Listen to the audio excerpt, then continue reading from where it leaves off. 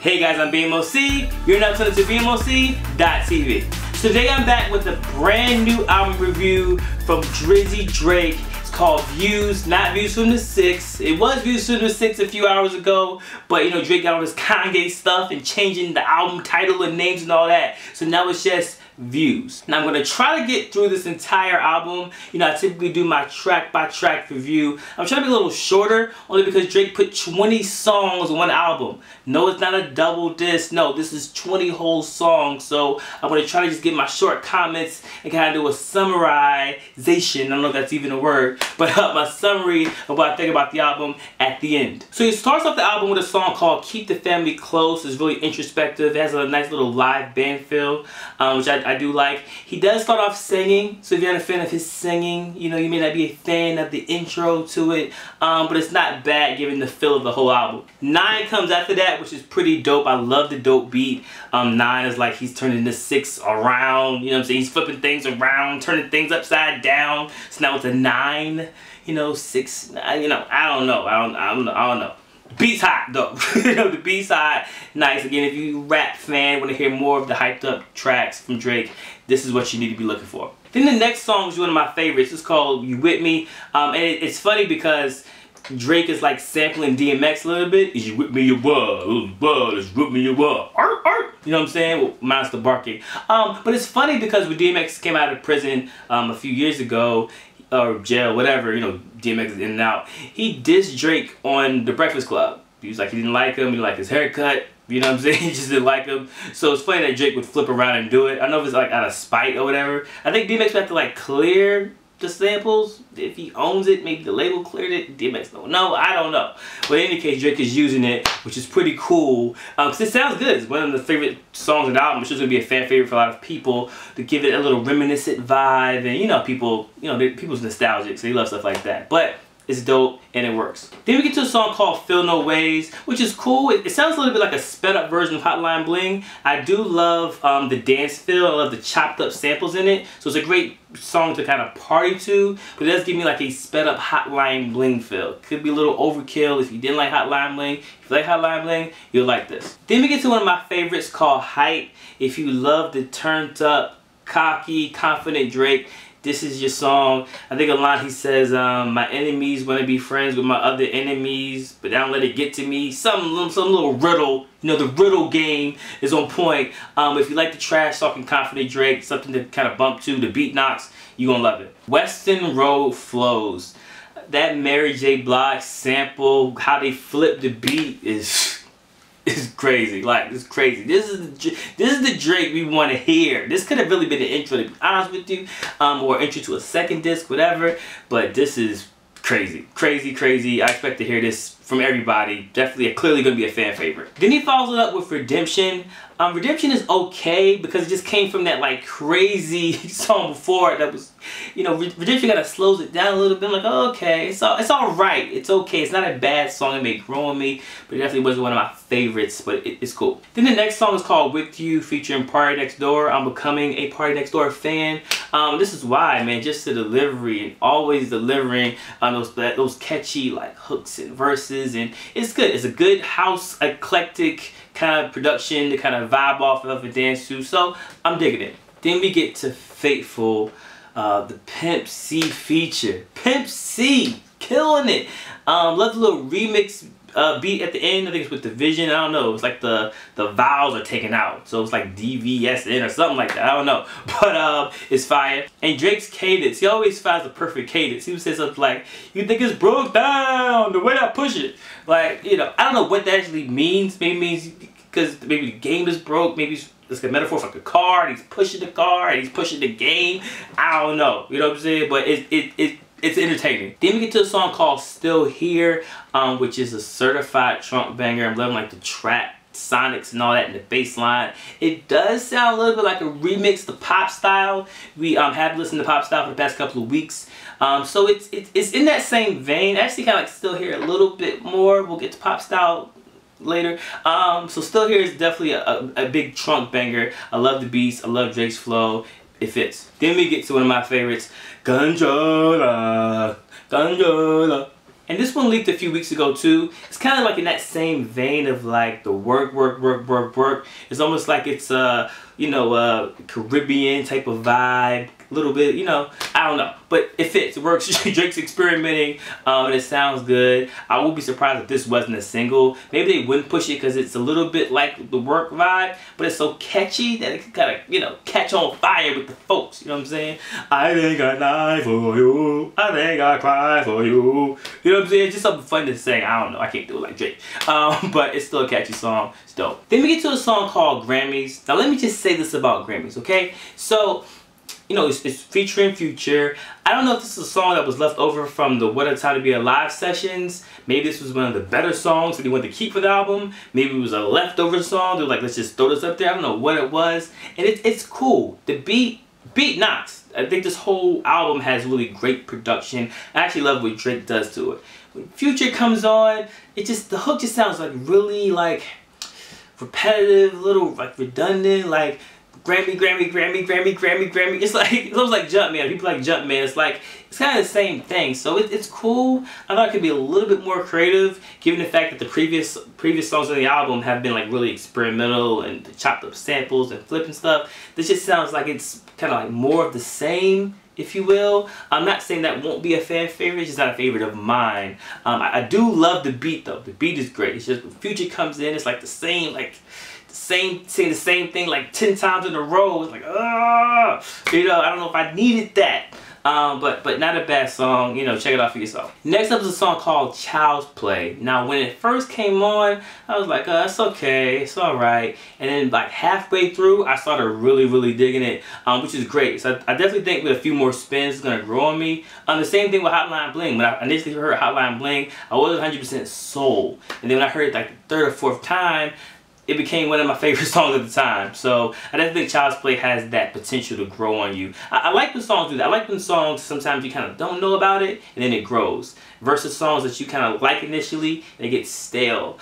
Which kind of leads me to the next song, Pop Style. So when that came out a couple of weeks ago, we heard like 3 words from from Jay-Z on it, and we had a whole verse from Kanye. On this version, it's just Drake. So I don't know if there's a reason for that. I don't know. It was such a big deal, like featuring the throne, and then the album comes out and the throne's gone from it. So, the throne is Jay-Z and Kanye, by the way, for those that don't know out there. So, yeah, it's cool. Like, Pop Style, it's a song like you initially, like, you feel, and after, like, the second or third time, you're like, I just started,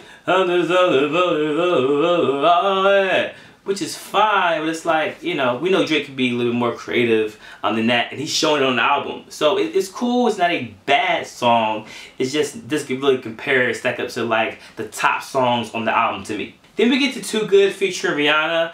So again, same thing with this one. Not a bad song. It's giving me that house dance vibe, which they've been really killing it. But I would prefer Work actually over this. This is great. And I'm not saying you have to compare both of them, but after you kind of heard Work, you've heard like One Dance, you heard some of the other songs on this album. By the time you get to this one, you're like, okay, it's cool, it's great, but this could have been like a bonus version or something like that. Like, it's cool, but it's like with 20 songs, you're kind of like stretching it thin to the different flows and cadences and styles. You kind of feeling the same thing again. So again, it's a cool song, not bad. Rihanna delivers, Drake delivers. I think it's more just like the length of the album is kind of getting to it at this point, but not a bad joint. Summer's Over Interlude, which is cool. It kind of like randomly just pops up because you go for like this like dance vibes, like this like Commodore MJ type of vibe. It's cool. It could have almost felt like a you know, an intro track or something. Maybe a little higher, maybe like halfway through the track. It comes so late at the end. It's like, okay, guess the party's over. You know, summer's over, I guess. Maybe that's where I was there. So I don't know, but it fits. It works. It's cool. It's smooth. So I wouldn't skip it next time I played it. So it's pretty cool. After that is Fire and Desire.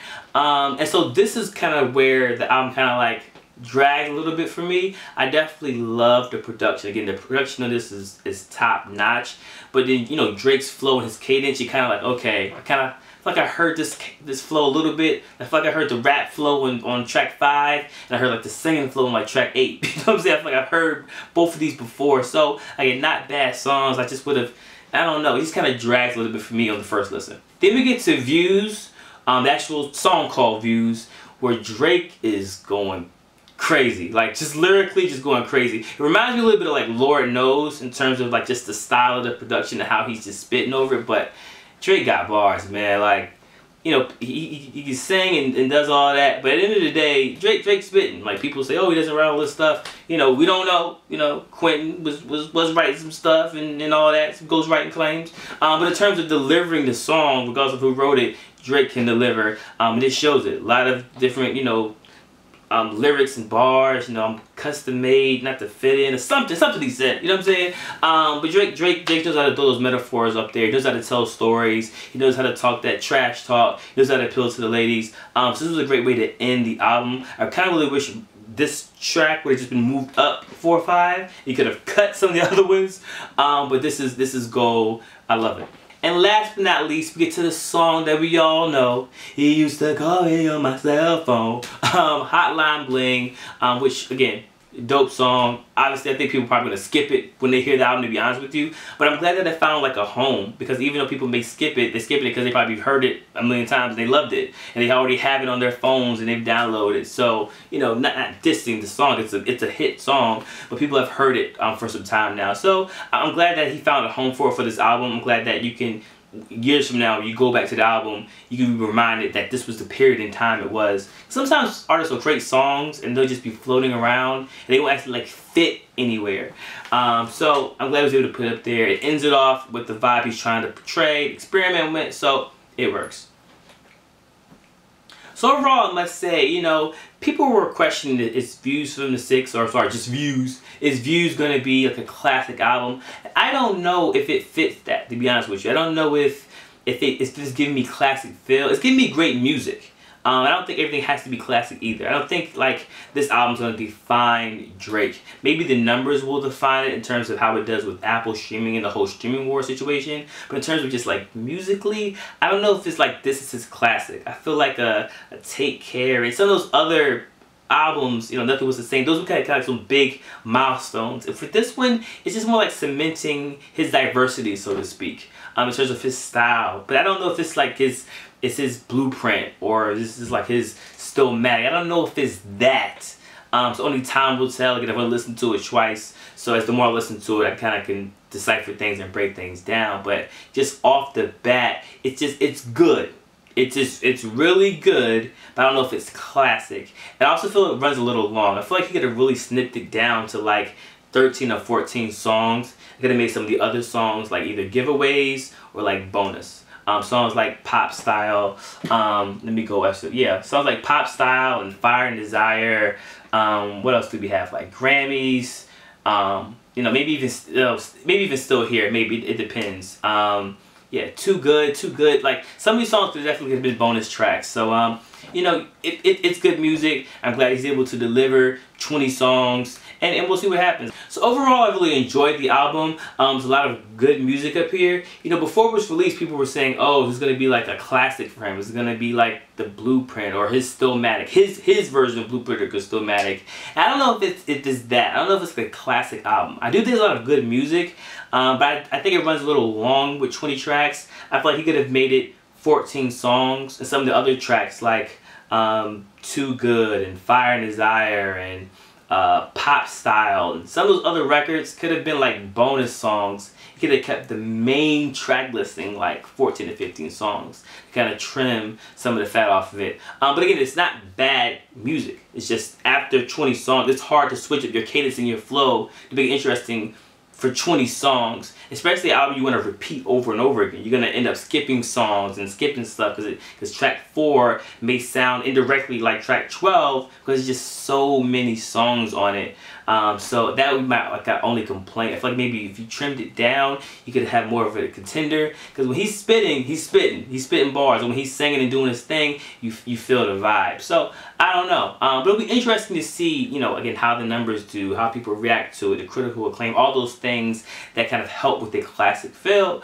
And your thoughts. So tell me, What did you guys think? Were you feeling off a first listen? Are you loving all the songs? Are you not liking any of the songs? Do you think it's too long, or do you think it's perfect? Somebody out there may think that 20 songs is great, or it's not enough. Maybe I wanted 30 songs on one album. So please put in the comments, let me know your thoughts. I'll shout you out. So thank you guys so much for tuning in. I really appreciate it as always.